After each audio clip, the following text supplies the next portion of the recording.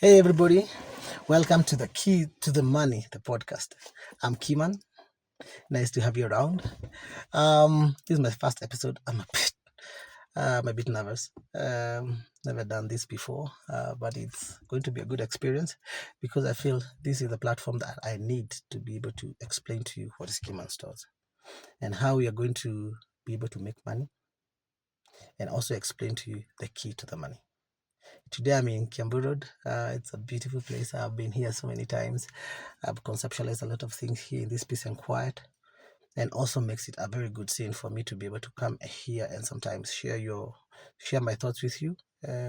We build this together, or when I'm on the road going to visit stores or visit clients, I'll be taking it with me, and I'll be sharing some of the stories that we'll be finding there. And yeah, and the thing is the idea here is for us to understand what is the key to the money. So, do I know what the keys to the money is? Yes, I do. And I'm very sure I'm on the right path. And the keys to the money is trust. However, this trust must be between a number of individuals, and that means the stores or traders. So, the connectivity of stores and traders in an environment of trust, in an environment that is ideal for trade, is the key to the money. So I was in the journey myself as a young father, to try and get to be financially secure, to be able to have something for myself, something for my family, something for my friends, something for my generations to inherit. And it took me to a journey where I needed to understand like how I can make money. And I realized quite early that where I need to make money is from the sector that I'm best at. And the sector that I'm best at and I'm most passionate about is in construction. And that's where I be, because construction, I would say, is the love of my life. I love construction. I love seeing buildings and structures coming up. And that's the space I'm in. And that's why the space that I'm going to concentrate in all through. The other thing that I learned in my journey, through books, through talking to people, through research and those kind of things, is that the key to the money is the connectivity. And for me to be able to make that money, I have to make you first get the money, and then I can get it. Can I explain this? Yes, I can. So now, in my research and my just looking back at that whole journey, every book or every scenario or every lesson that I was getting would create like what we can call like an ideal market situation where things are right. Like you can be able to freely be able to come up with stores without a lot of restrictions, where currency is freely exchangeable, where you can be able to put goods and things together, and be able to sell goods and services together, all in one platform. And the stores or even the market is a place where you can be able to see what the other person is selling, what their prices are. There are no surprises. There is no, what can I say? Hakuna kuficha ficha vitu. And in that particular environment, it would create the right formula and the right base to be able to make money. So now, when I saw that, and I saw even someone else, someone like Tomasi, he did the book, The Cash Flow. When he did the Cash Flow, he made a game. He made a game similar to like Monopoly, where you take some turns and go around to do some investments, or based on some questions you're asked to do, what would be the decision if you do this or the other. And so I played Cash Flow to the point where I would try and get out of the rat race as fast as possible. And it taught me a lot of things. It also taught me a number of things that might be necessary for us to be able to make money. Remember, you guys have to make money before I make money. So because I really want to make money, I have to make sure that you guys get the money. And so that's why I have to share the key to the money. Okay, so in Tomasi's game, you can be able to like fictitiously become anything, anybody you want, and then you can be able to play on your phone and make money, make investments, and then get out of the rat race. And when you win the rat race, you're good. It's very similar to Monopoly, right? And ask myself, okay, fine. Now, if I have to design, if I have, for me to make money, I have to be in the right market environment. That market environment does not exist. It currently does not exist.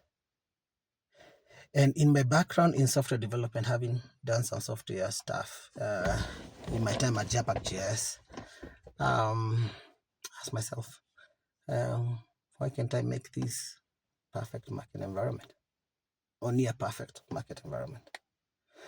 And within that, I can be able to get a store that can help me make the money. So I called up my team and I told them, you guys, what's up? I want to make a marketplace for construction people. And they were looking at me like, okay, fine. So you want to put the construction guys in the online? And like, yeah.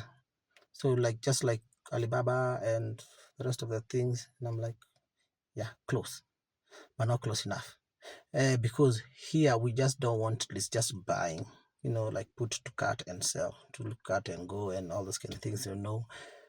There's no backbone, there's no principles, there's no, the guidelines on how to make sure that our marketplace is ideal for all of us to be able to make the money.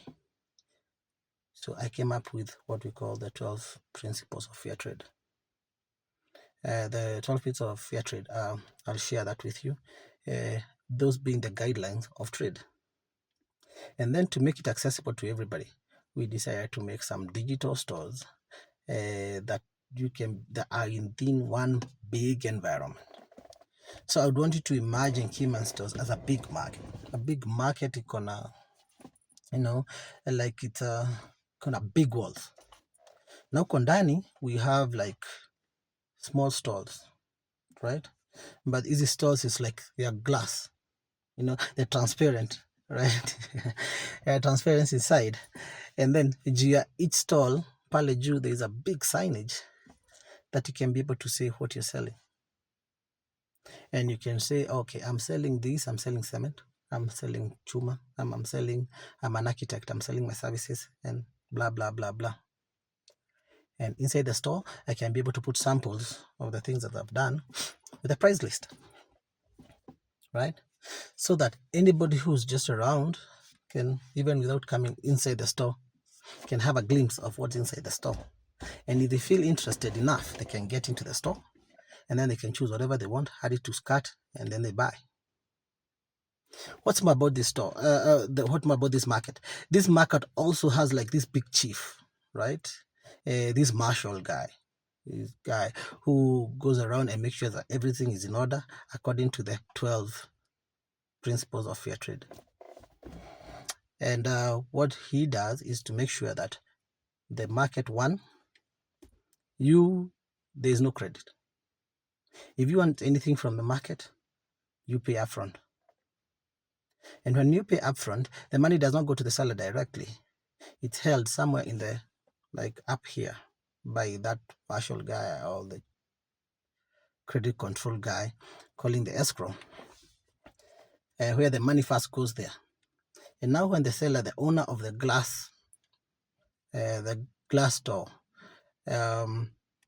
delivers the product to the person who wants to buy, then the controller or the escrow then drops the money, making sure that one, the buyer, when the buyer buys, he assures the seller that the money he proposes to buy with is available and actually allocated and put aside in a place that he cannot remove it without the knowledge of the buyer.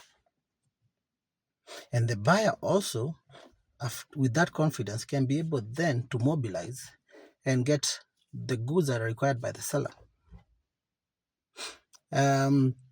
and then prepare them and then take it to the seller within the specified time and specified description that were put. And when he's able to do that, the money then will be able to come to them without a problem.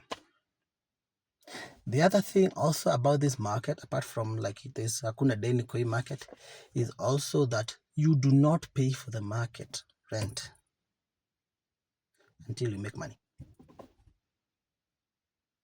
Yes. So you are given this space, this glass stall, right? Initially you'd maybe like be paying a monthly fee or a subscription or those kind of things, and I think don't do that anymore, right? And because you're so confident that this market will be able to get you customers, the market rules are only when you sell do you pay. And how much do you pay? You pay 2%. So what is 2%? So if you sell 1,000 bob, you leave in the market 20 shillings and you walk away. Na uko sawa, right? The other thing about this market is at the gate,